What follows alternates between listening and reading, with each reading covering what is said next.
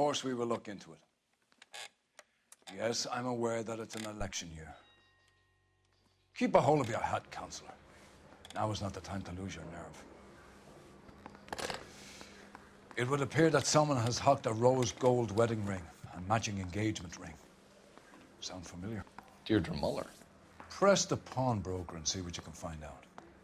The address is 348 South Main Street.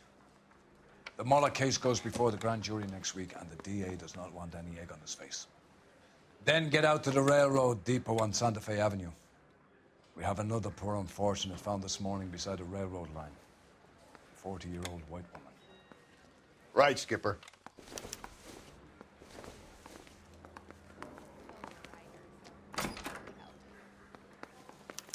Another body, and Deirdre Muller's ring. The Emperor may soon have to come to terms with the fact that he's wearing no clothes. What exactly did you get that book of riddles shoved up your ass, Phelps? Is that what your old man paid college tuition for? Cole's right.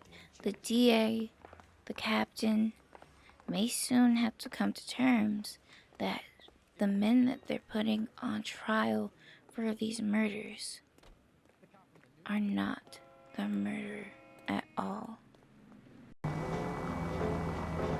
You've got to admit, this is looking odd. Anyone could pawn a ring. But if you take it along with all of the other indicators... Cole, Hugo Moeller was identified by the school's groundkeeper. He's our guy. Witnesses have fingered the wrong guy before. He ran, for God's sakes. And he always maintained he was set up. I think the game has glitched, but we picked Eli Rooney as the murderer for the Mueller case.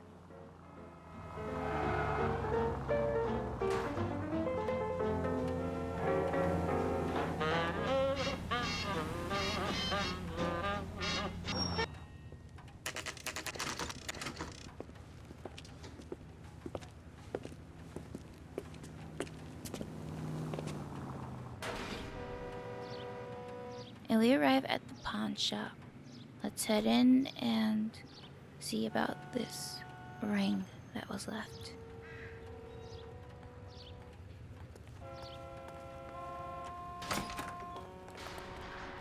How can I help you boys? Detectives Phelps and Galloway, LAPD. You have a rose gold wedding and engagement ring? David Bremner. Am I gonna get something for this pledge? Gave that bum money, now you guys are gonna leave me short. How much did you give him? $50? Try another number. 20? Try 10. Feel lucky you're getting it.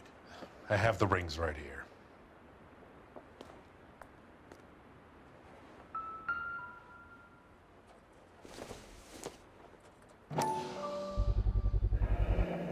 What's this mark here? Maker's mark. Usually traceable. That one came from Hartfield's Jewelry down on Broadway. Thanks for the tip. If you remember from our first LA Noire video that Edgar Kalu owned Hartfield Jewelries. So it's a little callback there.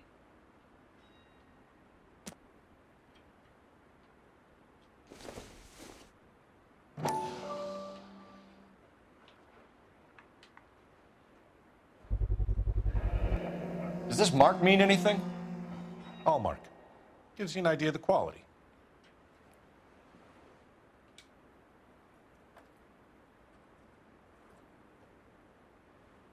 What have you got on the guy who brought these in? Goes by the name of Percy B. Shelley. Gave an address. 15 Poland Street, London, Tulare County. Can you give us a description of the man who pawned these rings? Not sure. Medium height, medium build. Dark hair, I think. Sorry. He just had one of those forgettable faces. We'll be in touch, Mr. Bremner. Now let's head to the crime scene. We have a problem. We could have the local troopers check out the Tulare County address. The address is bogus. Perp is having fun with us. The guy who's been sending the Dahlia letters is also the guy who pawned these rings. How do you figure that one? Percy Bysshe Shelley wrote the poem that came with the Dahlia letter. If the Dahlia letters are genuine, then the man who killed Elizabeth Short may have also killed Deirdre Muller. And how do we prove that, Phelps? Skipper ain't gonna like this one bit. We're gonna have to rely on this guy tripping up on his own vanity.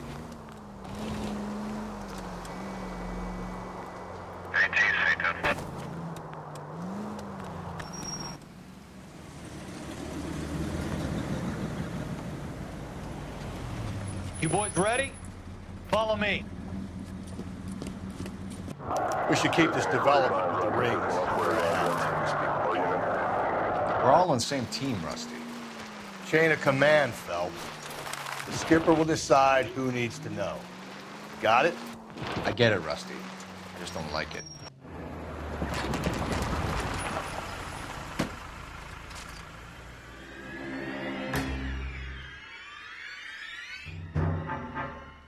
Hard, isn't it? Yeah. I look after all the rail depots. What have you got? The Negro, Nelson Gaines, called it in. I came down here to make sure him and the other guy, Jameson, stuck around. Jameson found the body? Something like that. Guy makes me sick. We'll talk to the coroner. Keep an eye on both of them.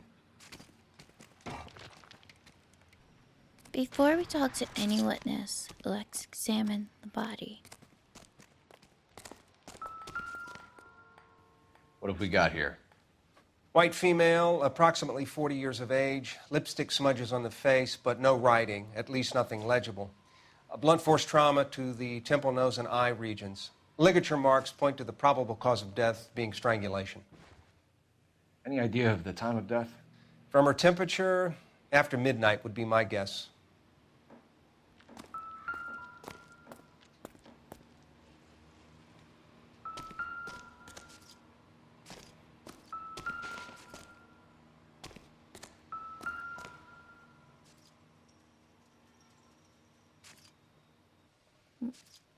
Before we examine the head, let's talk about her clothing. She's clothed just like Teresa Terrelson. Smell? Very good. There is the usual evacuation smell, but it appears she's been living rough for quite some time. Very strong smell of alcohol. Well, the autopsy will tell, but I would assume that she was inebriated.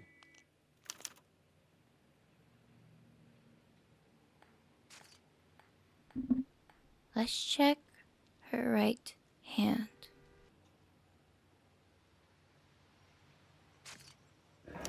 Another missing ring. Certainly seems I've been swabbing a lot of bare fingers recently. Can you be more exact about the time of death? No later than 2 a.m. The state the body was in, a 1 or 2 hour window is the best I can do.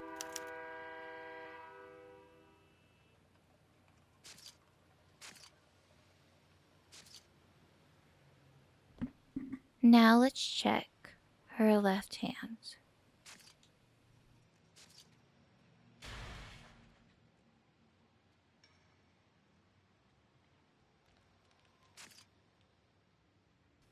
And there's nothing. Let's examine the rest of the crime scene. But if we look to our left, we see a yellow blanket, a yellow mat. Let's head over. On this mat, we find a matchbook, a purse, and a liquor store paper.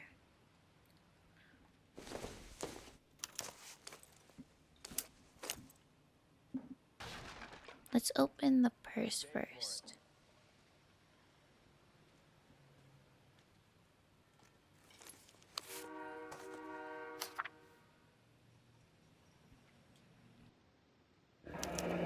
Someone was trying to get her to come home.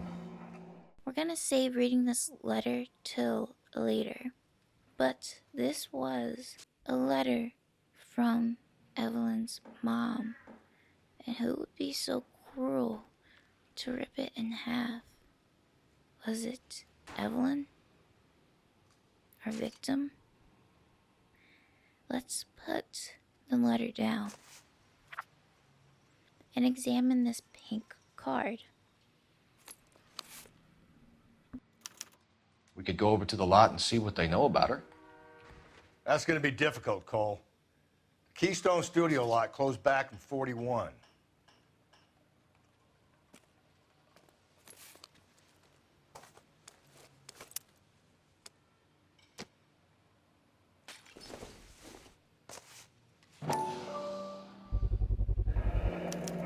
Maybe someone at Mensch's will remember her.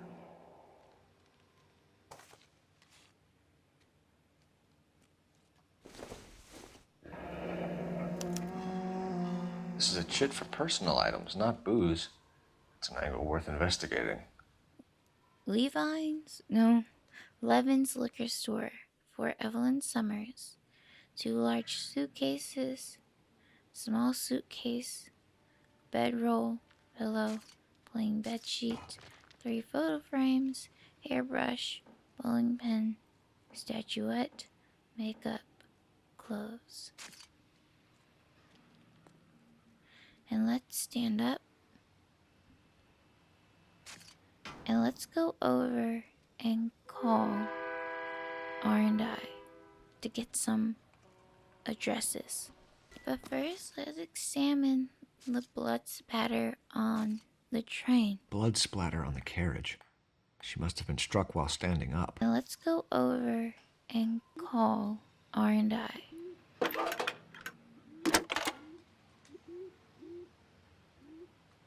Phelps, badge 1247. How could I help, Detective? I need an address on Levine's Liquor. Closest store to the Santa Fe Avenue rail yard, if possible. Just a moment, Detective. Closest store would be the one at 939 South Hope Street. Thank you.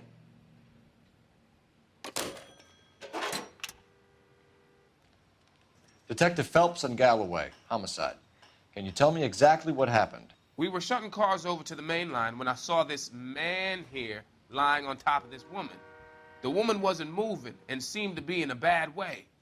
What time was this? About 7:30 this morning, sir. Thanks for your help. Have you given Patrolman Hart your detail? I have, sir. Thank you. You can go now. Why did he say man like that? What did our next witness do? Detective Phelps, LAPD homicide. John Ferdinand Jameson. We need you to answer some questions, John. If you don't mind, I prefer Ferdinand. Don't push your luck, knucklehead. What were you doing to the body, Ferdinand? Are you sure you won't be upset? Try me, Ferdinand. I was kissing her. It's not against the law. Shut up. There's no Take law your against beating it. like a man. Turn out your pockets, Ferdinand.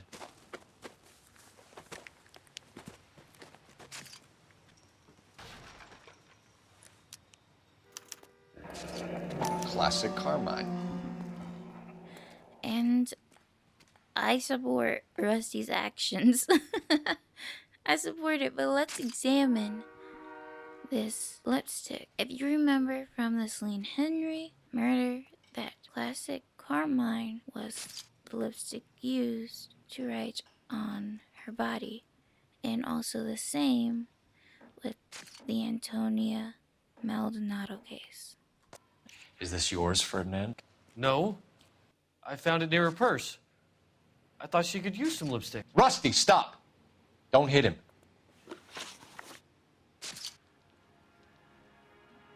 Let's ask him why, when he sees a dead body and potentially her stuff near her on a mat, why would he pick up anything on the mat instead of calling the police?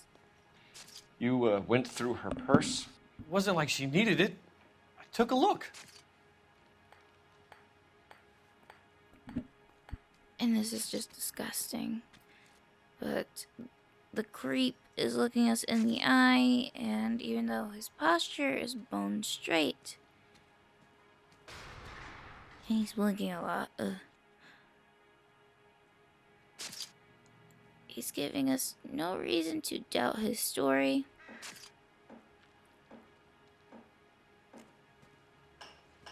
So let's play good cop. Ugh. Did you take any money? Wasn't any to take. I found her lipstick in her matchbook over on the mat. Not much else. Now let's ask John how he discovered Evelyn. You found the body? Yes, I did. I work here. I was coming off shift and headed home. Now, John. That delivery was shaky, and he's looking everywhere else but Cole. His eyebrow is up. He's trying to seem relaxed, but again, his posture is bone straight, and it's not bone straight to tell us he's telling the truth. He's shifting from side to side. And he's like sneering a little bit. So we don't have the evidence to accuse him. So let's play bad cop. Why didn't you report the body, Jameson? Do you know how this is going to look to a jury? A jury? What gives? I could tell that she was dead. I came through here about midnight last night. She wasn't here then. Let me belt him again. You're under arrest, Jameson. We'll see how this plays out. Until then, you can think a little on how you'd like to be treated if you were found dead. I'm telling you, it's not illegal. Me and some friends of mine... Clyde, you get this sack of shit into a cell. I'll deal with him later. Sure, Rusty. Ew. So she wasn't here around 12. Mal said he could only give us a 2-hour window. So where was she? Let's head to Levin's liquor store.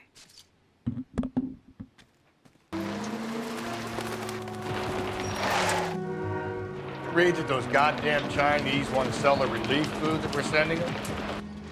Yeah, I read about that. People are starving. They can't do that. Want to sell the food to fund the civil war against the communists. Really? I guess that's okay then. Armies can't fight without food. Spend all your money on weapons, but you still have to have the will to fight. Fortunately, the Reds will win in China. Watch your mouth. You know what you're saying? The people of this country overthrew a king. You think the Chinese will balk at an emperor if they are starving?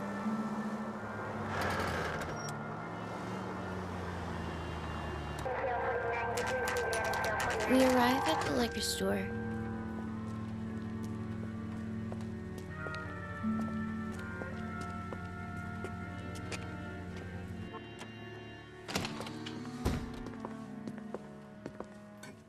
What can I do for you?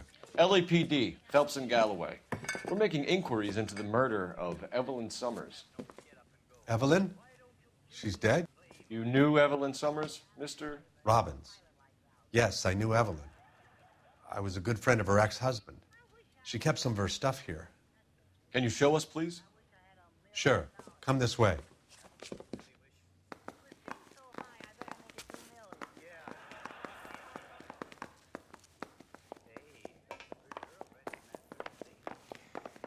You got some fine stock here, Mr. Robbins. You know, you let us take some for the road, this case might get solved a lot quicker. Shut up, Rusty. He's joking, Mr. Robbins. She kept a bed here, but I probably shouldn't have let her.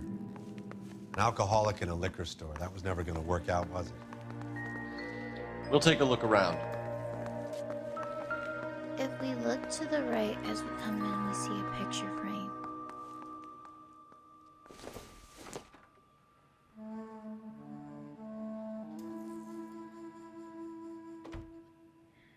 That must be of young Miss Summers with her mother. And then if we turn left, we see another picture frame. And a book next to it. So let's pick up the frame first. She wasn't always such a loner.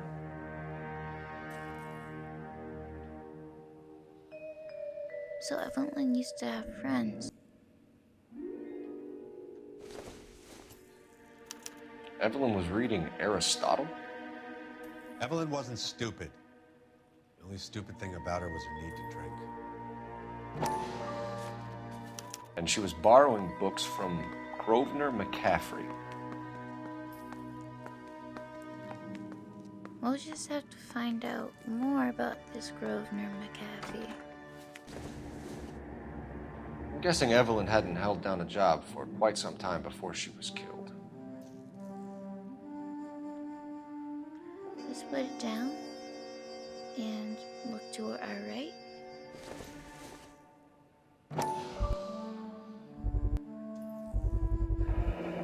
Rawlings Bowling Alley. Maybe Evelyn did something other than drink in her spare time. Rawlings. I know that place. Corner of 9th and Grand. A lot of cops bowl there on Tuesday nights. And now let's look to our left and look at this statue. When exactly did Evelyn work in the pictures? A few years ago. She worked in legal copyrights for music. Let's put it down and stand up.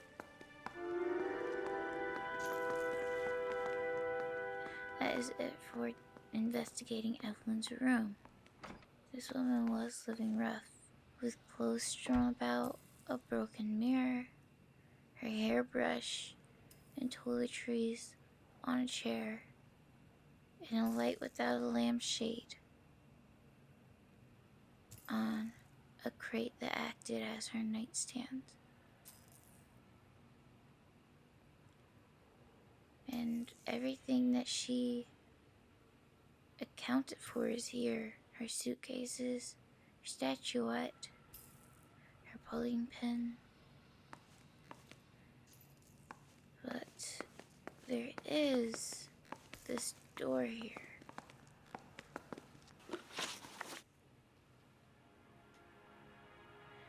Let's ask Mr. Robbins some questions.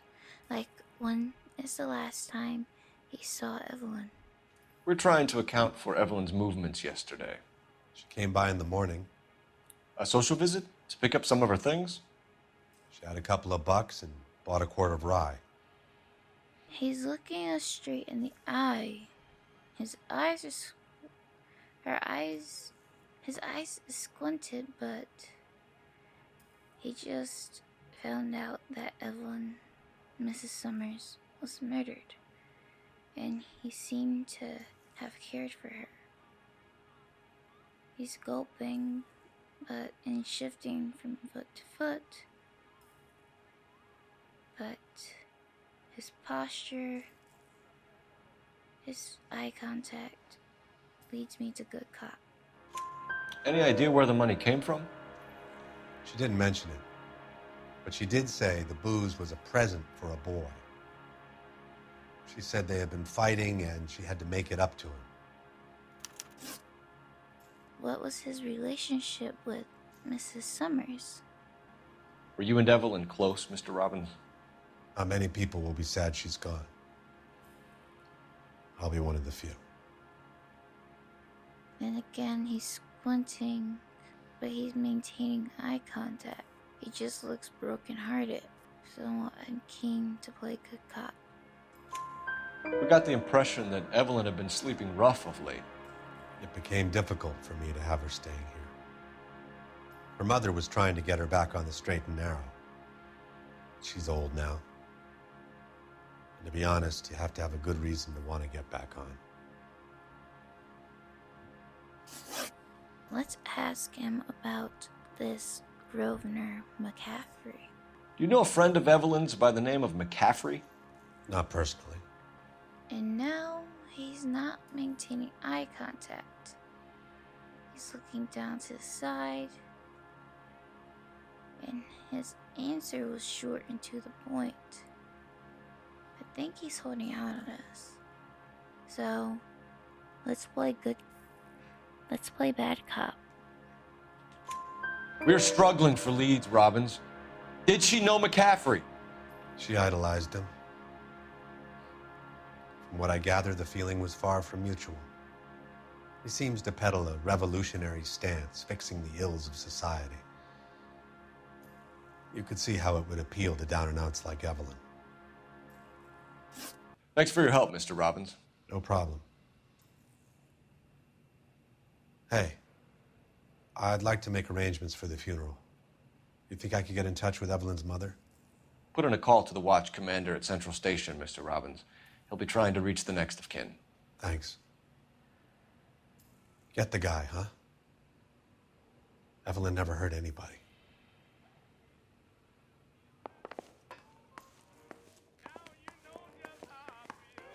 As we leave, the store is words echo in her mind. She never hurt anybody but herself.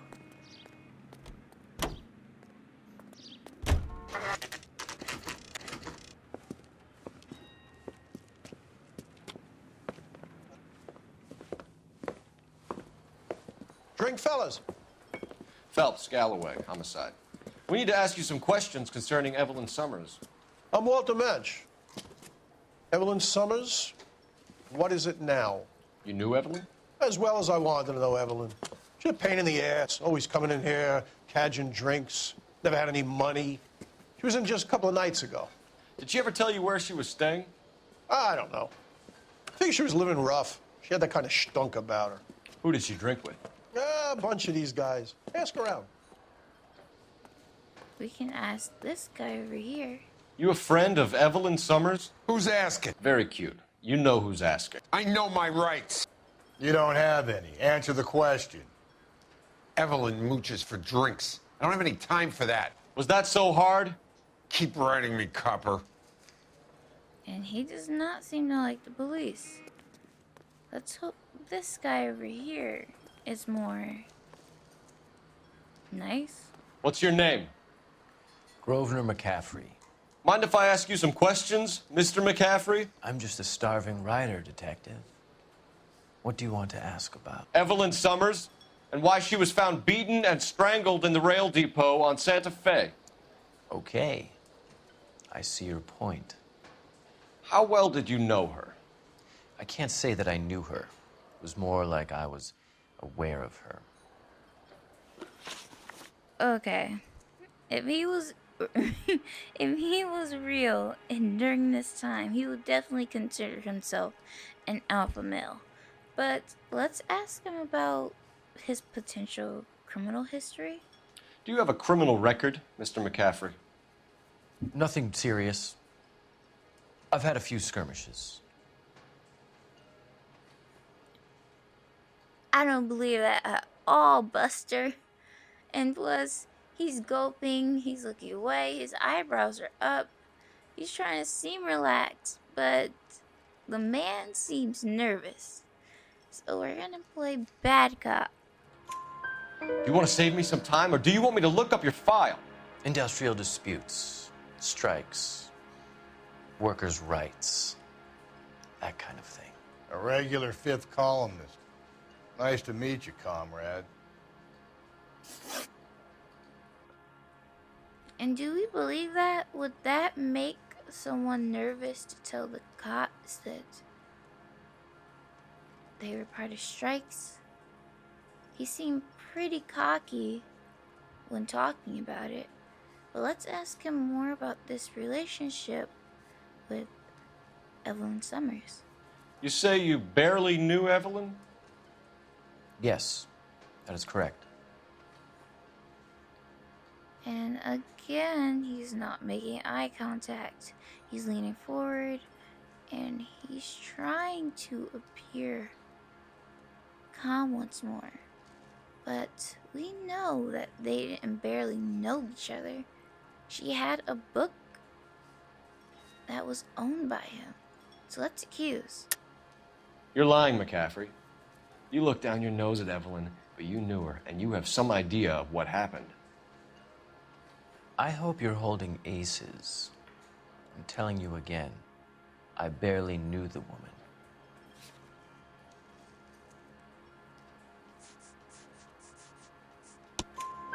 Why would you lend her your book on metaphysics if you only knew her in passing? It was more than that. A Renaissance man like yourself lending his books to his acolytes. She hounded me about that goddamn book, and then she lifts it from my apartment and lies to my face that she didn't take it, as if she could even comprehend any of it. I saw her go into a hotel with Tiernan last night. They had booze in a paper bag. He's your man. Thank you for the information, Mr. McCaffrey. Car 11K, Car 11 King, KGPL. 11 King. A message from Captain Donnelly. Return to Central, code 2. 11 King, en route. Let's not keep the man waiting, Phelps.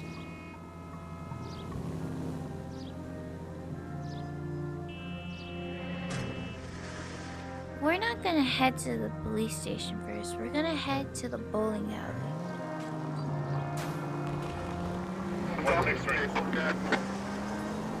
He acts like Evelyn couldn't understand Aristotle. But we know that she was illegal. But we know she worked in legal, which takes quite some brains because we do need some background in law.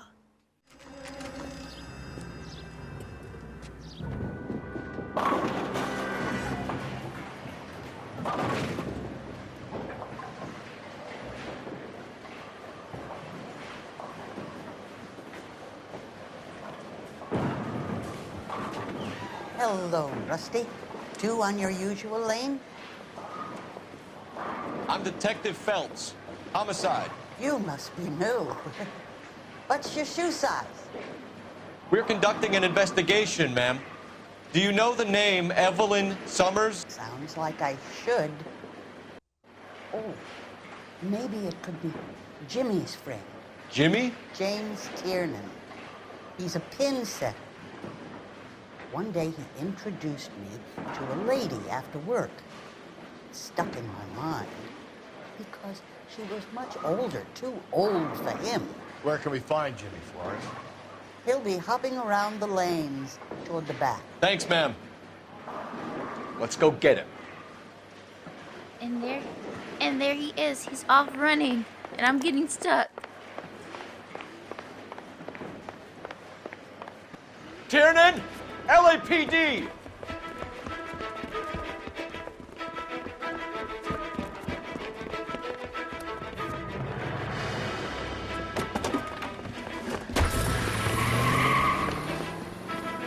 There!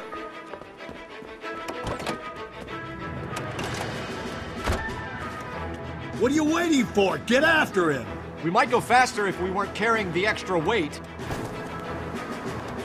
These are flashy cars to be parked outside a bowling alley. The lanes attract a fast-living individual with money to burn, Cole. Or a middle-aged individual with the need to feel virile.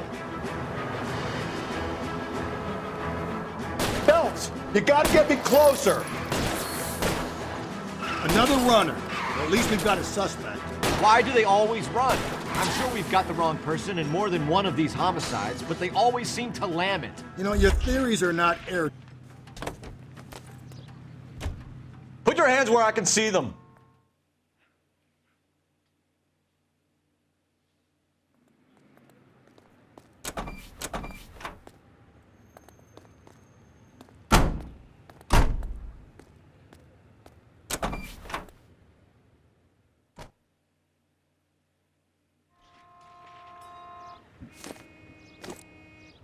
Now let's head to Central in this fancy car.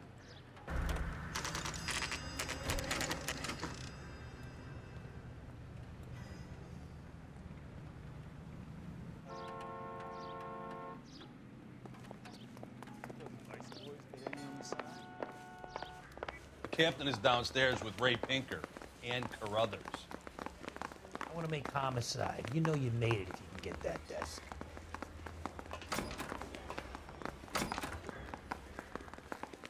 I think his name is Phelps. He brought in that case. And we head down the stairs to talk to Carruthers and the captain. What's this about, Captain? Ray and Mal have some concerns over the Henry and Muller cases, which I don't want aired outside of this room. The evidence is solid, Captain. I agree, Rusty. It's just that corpses keep piling up. Copycats. I've been banging the same drum. But the notes and the lipstick messages. Evelyn Summers, Cartel Classic Carmine. Each woman, same brand, same color. Teresa Terrelson didn't have a lipstick message. Technically, you're right, Rusty. She didn't have any lipstick, but she did have a message. We found it beneath her dress, scraped with a sharp stick. What did it say? You sure you want to know? Ray? As far as we can be sure, it said, "Cunt BD." That's one way of looking at it. Looking at what? Cunt is all about access, Phelps. You're married, so yours is mortgaged. Some of us like to pay by installments. This guy doesn't like to pay at all. Why are you so angry, Mal? Because I just had to fire one of my assistants. He was a friend of Jameson's. God knows what he might have been up to. Captain, we have good leads in the Summers case, but it's up to you to decide how we proceed. Keep this under your hat for now. And to follow up on Evelyn Summers, I want daily reports.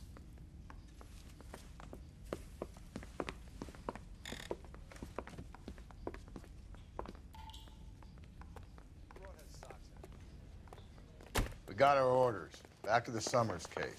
Get an address for McCaffrey. He'll have blown the bar. I'll meet you outside. Let's talk to R&I and get this address, and then head out and drive to the apartment. I say we bust in there and find it. Drive to the residence. Operator, give me dispatch. Putting you through now. Phelps, 1247. How could I help, Detective? I need an address for a Grosvenor McCaffrey. Grosvenor McCaffrey. Apartment 6, 126 Yale Street, between Ord and Alpine. Thanks.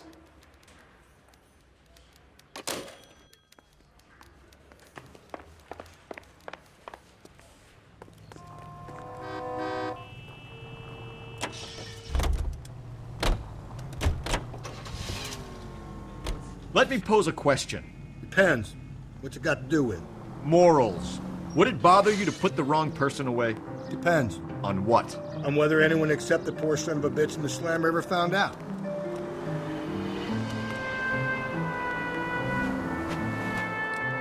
And this right here is why I don't like Rusty. It doesn't bother him that innocent men are spending life in prison for majority of their years, losing time. He already said earlier in other missions that there's ways to get confessions. So it's very possible that Rusty has put more than one innocent man away by using brutal tactics to get confessions. And we arrive at the McCaffrey residence.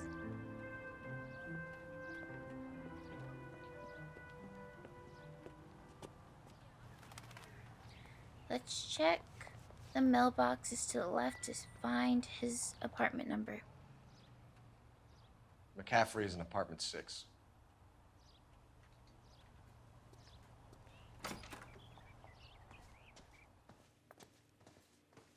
So let's head up the stairs.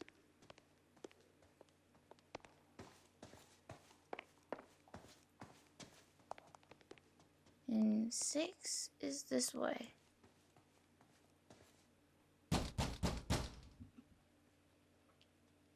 Doesn't look like anybody's home. Terrible shame. Means there's nobody to let us in. You want to do the honors, Phelps?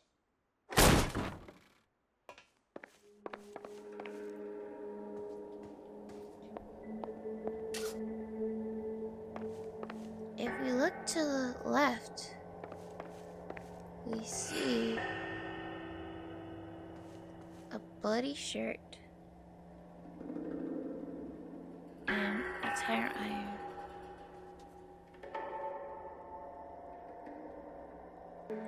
Let's look to the left and we see the second half of the paper. And now we'll read the paper in full.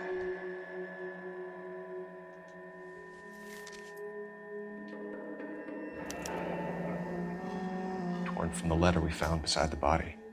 At the very least, I'd say it ties McCaffrey to the scene. 212 St. David Street, 11 Bridgeport, Connecticut. Dear Evelyn, I hope that this letter finds you in a better way than when we last parted. Bitter words were exchanged. You had taken too much liquor, and we both know what that makes you become. But I'm not writing to harass or accuse. I am writing to apologize. I was heartbroken seeing what had become of my little girl and what she is doing to herself. You are destroying your body and your soul with liquor, Evelyn, and it's harder for me to watch than you can imagine. But only God Almighty above us has the right to judge, and so I beg your forgiveness. I'm in contact with the sanatorium here in Connecticut on your behalf. They say your condition is an illness, Evelyn, and that it can be treated. You only need to check yourself in. It will not take long before you are healed, and you can come home. I have put your things back into your old room with the lock on the door for your privacy, and you can come and go as you please. I will care for you, and you can return to your normal life. I know your address has changed, so I'm not sure this letter will find you, but I pray that it does, that you consider what I have said. I love you very much, and I pray every night that you are safe, and that one day you will knock on my door, and the rift between us will be mended. With love and understanding, your mother, Augusta Summers. This poor woman was trying to get Evelyn help, and before Evelyn could take her up on this offer, this deviant killed her. And obviously, since that letter was in her purse, she was thinking about it, but we'll never know if she would actually have gotten help. Let's put the letter down.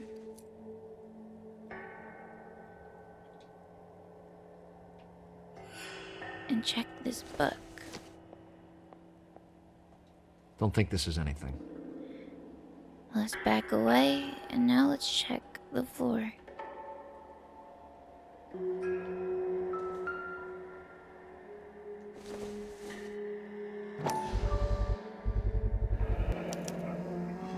He said he was at home. He said he didn't know her. And we have the book. Let's see Carruthers argue his way out of this one. Is that you, Grosvenor? Who are you guys? What are you doing in here? We're from the LAPD, ma'am. Do you know where we might find McCaffrey? I'm his neighbor. Is he in trouble? Look, lady, we need to find him, and in a hurry. Are you going to give me trouble? He has a pigeon coop up on the roof. He spends his mornings up there when he's been drinking. How do we get up there? Down the hall and up the stairs. Drunk and in command of a carrier pigeon. Surely we can write him up for that. A citation, at least. Let's run up these The cop stairs. who solved the big case and got promoted? Yes, I am. But is there any other stairs? Nope. Oh, here we go. Let's head up to the roof and confront McCaffrey.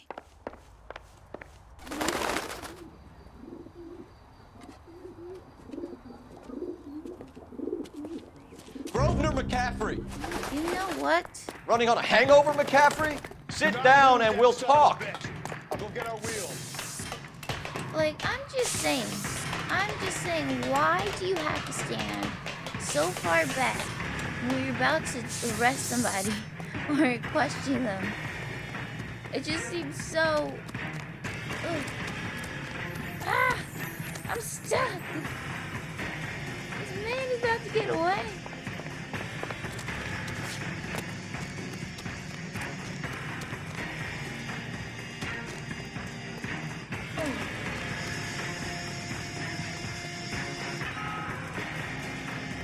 There he is. See him? You a runner, McCaffrey? Stay and fight the good fight.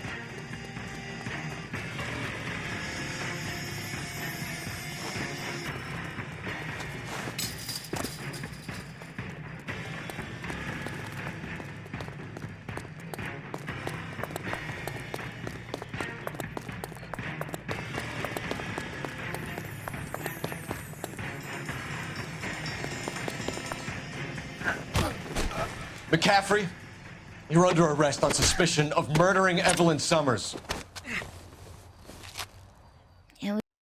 We need to get downtown and wrap this thing up. It's got to be McCaffrey. Unless Tiernan set him up. You don't think that asshole Jameson could have done it, do you? Whoever did it. At least it wasn't that Dahlia fuck. How do you know that McCaffrey didn't do the Dahlia? We have a list of over 200 suspects. His name was never on it. If you think the list is exhaustive, Rusty, who am I to argue? Listen, let's just work the case at hand, shall we? Then we can sit down and put all the puzzle pieces together at a later date. I'll hold you to that.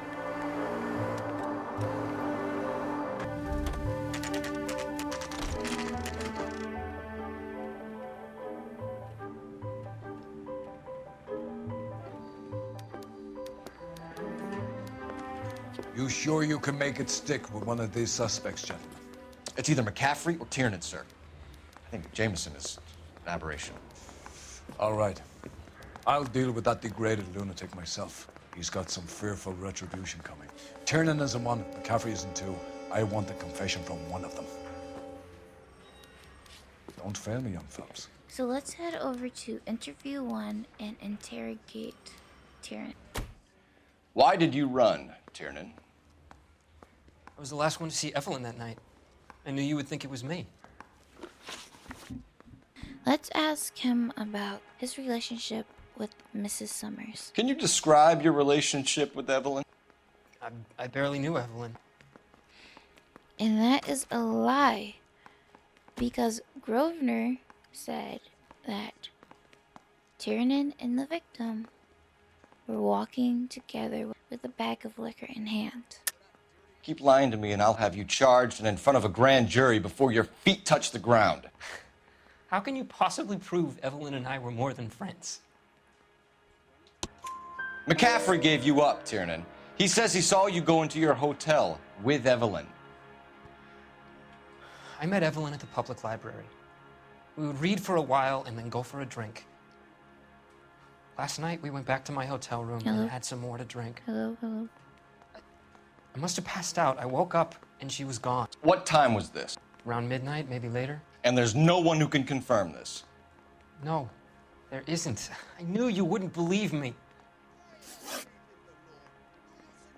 Let's ask him about Grosvenor McCaffrey's book that was in Evelyn's apartment. Aristotle's Metaphysics, the book that belonged to McCaffrey. McCaffrey saw her looking at it once and laughed in her face. And you're saying Evelyn stole it? She wanted something of his. He's looking us straight in the eye, but the way he delivered that last sentence, he's holding something out on us. It was too quick, too short to the point. There's more about this story that he knows, but he's not telling us. So, bad cop it is. We either hang this on you or McCaffrey. You better give us something. Well, McCaffrey's been in trouble with the law before. I mean, he always makes out it was some kind of labor dispute, but, you know, I'm not so sure. And now let's ask him for an alibi. You and Evelyn were drinking together last night, and she had no other place to stay. I don't know what happened last night. I don't remember.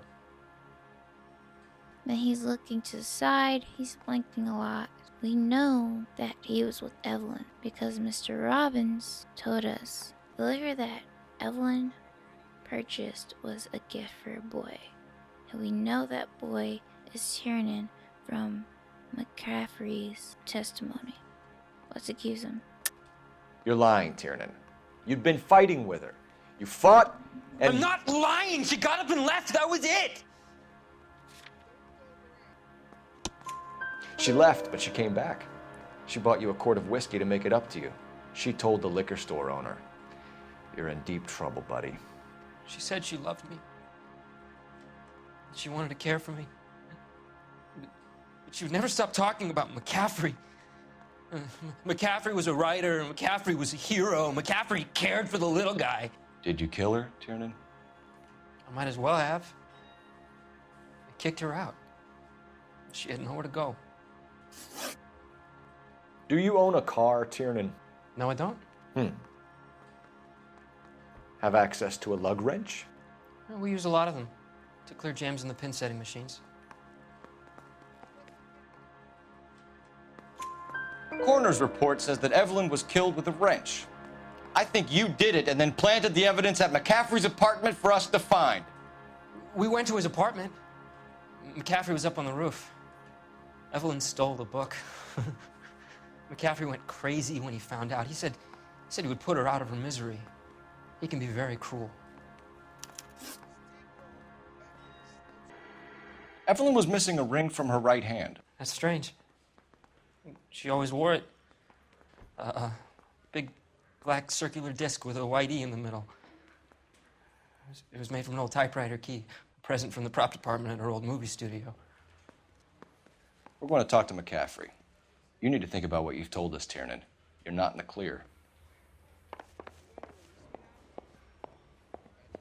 I didn't want to arrest the kid, so I gave him a dusting he wouldn't forget.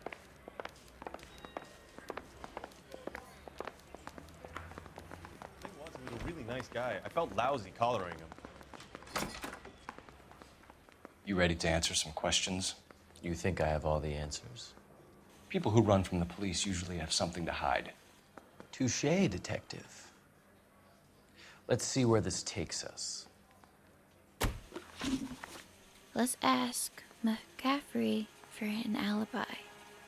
Evelyn died sometime around midnight. Remind me, where were you? I was at home, writing. I'm working on a manuscript. And again, he has that nervous face on. You're lying, McCaffrey. You were out at the rail yard. And what do you have that proves I was there? He's lying because we found the torn letter in his apartment. How about half of Augusta Summers' last correspondence with her daughter? What are you talking about? After you were done beating Evelyn, you searched her and found her mother's letter. That old lady's anguish amused you. I know nothing about a letter or Evelyn's goddamn mother. So what was it doing on your writing desk? I don't know, but if I didn't put it there, somebody else did. Try exercising your powers of deduction on that. Let's head on to the next question and ask him if he has any access to a tire iron. We found the lug wrench that Evelyn was battered with in your apartment, and the note from her mother, and your blood-stained clothing. We have you cold, McCaffrey. You think if I could be bothered to murder Evelyn Summers, I would be stupid enough to leave the evidence in my apartment? And that's logic we can't argue with, because he does seem smart enough to remove the evidence from his apartment, especially when he knew that the cops were coming. But he's smirking like he has one up on us. But we know from Tyrion's interrogation that... Haven't you got parking tickets to hand out? That McCaffrey had some vicious last words for Evelyn after he found out that she stole his book. I don't believe you, Grosvenor. The evidence says that you killed her. You can prove that I wanted to kill Evelyn?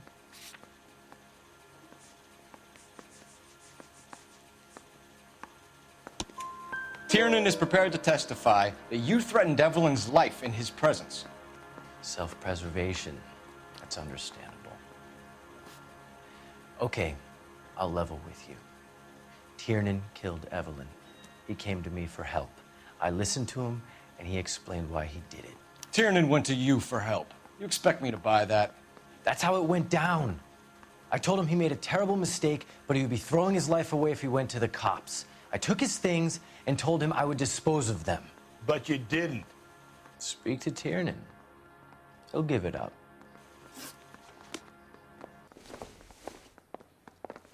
Let's head to the phone and call R&I and ask them more about McCaffrey's criminal history. So I gave him a dusting he wouldn't forget. Operator, message for KGPL. Putting you through now. Cole Phelps, badge 1247. How could I help, Detective? I need the jacket on a Grosvenor McCaffrey. Just a moment, Detective. McCaffrey was formerly under surveillance by the Red Squad. Convictions for petty theft. Dishonorable discharge from the Army during training at Syracuse. Assault on a local woman. Says he almost beat the woman to death. Thanks for your help. Oh, where's our normal R&I lady? I guess she has to take a break sometimes. Let's head back over to Tiernan's room and interrogate him one more time. You spoken to McCaffrey? I can go? It's all been cleared up? Not quite. We have one more question we need to ask, James. Then I think we will be done. Sure. Go ahead. Let's ask him about the events leading up to Evelyn's murder. So Evelyn passed out, and you walked out. What happened next? I woke up in the morning, very hungover. I thought Evelyn would have come back. I know you're lying, James. You went out looking for her. Tell me what really happened. I don't know what you're talking about. How can you say I wasn't in that hotel room?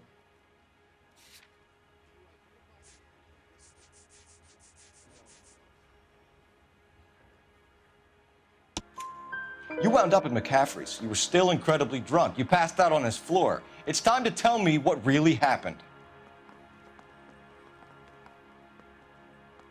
McCaffrey woke me up the next morning, and he showed me the lug wrench and the letter and the box. And he said I came in with him last night.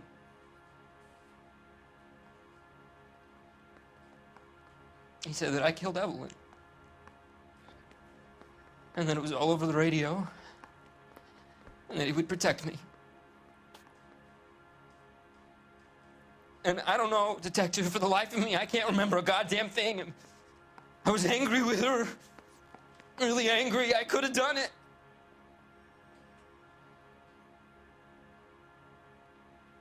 Was it me?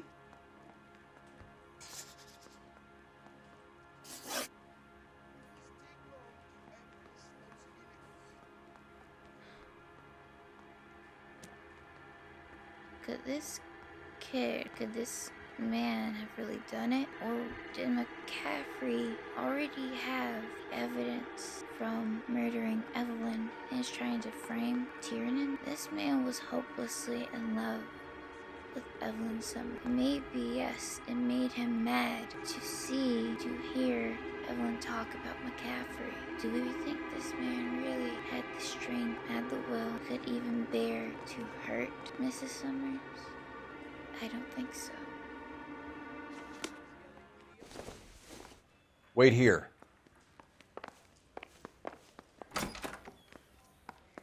Let's head over to McCaffrey and ask him more about this assault.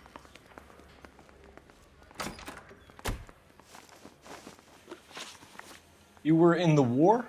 Yes, I was. Seeing the things that I saw, it changes a man. I came back here determined to change things. All I wanted was a pen and an opportunity to speak out. You told us before that you had only minor run-ins with the police. You didn't mention petty theft. I've never been in trouble for violence. That's the salient point here, isn't it? But that's a lie. We know from R&I that he assaulted a woman, nearly beat her to death. So let's accuse him.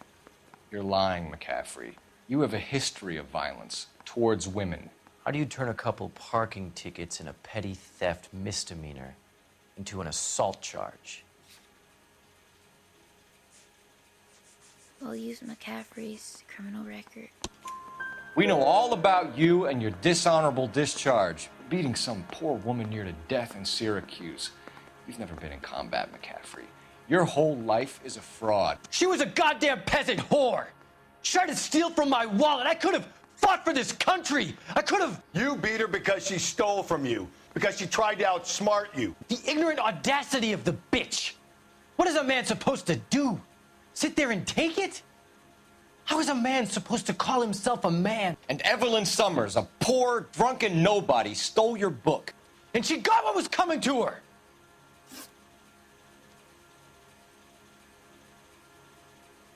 And we're gonna charge him.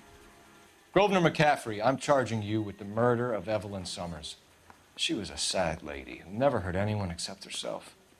I hope God finds a way to forgive you. Congratulations, boys. You bagged the fine catch. Another red to boot. Grand. Now, I want you to put this business about a repeat offender out of your mind. This McCaffrey creature shows no remorse, and neither will the grand jury. You would have to walk a long mile to find a better candidate for an unmarked plot at a prison graveyard.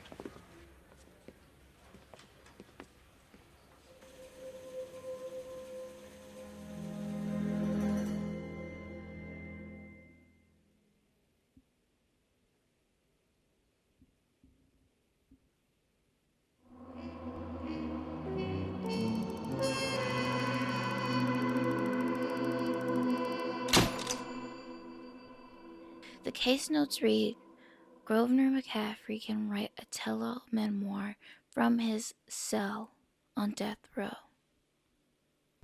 It seems almost like all the pieces fit. McCaffrey trying to say he was innocent when he knew about the letter already. Maybe he didn't know about the contents, but he had a half of the letter in his room. But that last interrogation, I can't help but think the man is a misogynist, and he obviously thinks women are inferior. He obviously thinks that beating a woman who tried to steal from him or stole from him to death is how a man still calls himself a man. But McCaffrey heard on the radio what happened to Evelyn. So what if he heard the details? Heard the details from the newspaper, from the radio, and just thought that that's what Evelyn gets from stealing from a man, thinking she probably stole from another man and got what was coming to her. But McCaffrey makes sense as the murderer. We find all the evidence in his apartment, but he says that he found Tiernan in his apartment, and he saw the stuff, and maybe he thought it was really Tiernan and planned to protect him. He doesn't like the cops. Maybe, just maybe, Tiernan, drunk, and a little bit out of his mind, went out looking for Evelyn. Thought she might be at McCaffrey's place. Walked over there, drunk, and McCaffrey, like his neighbor said, likes to spend his mornings on the roof in the coop. So Tiernan came over, stumbled in to his apartment, and passed out when he saw Evelyn wasn't there. All the puzzle pieces seem to connect. I guess we do have to get this out of our mind that maybe, just maybe, this wasn't Black Dahlia. She really was murdered by McCaffrey. But it all comes to a head in next week's video. Are you prepared for the suspenseful, the eerie finale to the homicide desk? But I am Desi Fines. I had such a great time with you. I had such a great time doing these videos, and I am just thankful that you are here listening to me, using your precious time and watching my video. It brings me so much joy. Please like, subscribe, ring the notification bell, share, comment, tell me what you like, tell me what you don't, tell me what you think about this case. I really need to know. So I would like to leave you off with these words. I hope that in your day, whenever you're watching this, that you receive love, light, positivity, and luck. Because you being here, you making it to this video, you watching this video, you doing all, you liking, you commenting, brings me light, luck, love, and positivity, because I wouldn't be here without you. So I thank you. And Jesse Vines is signing off, and I hope you have a good day.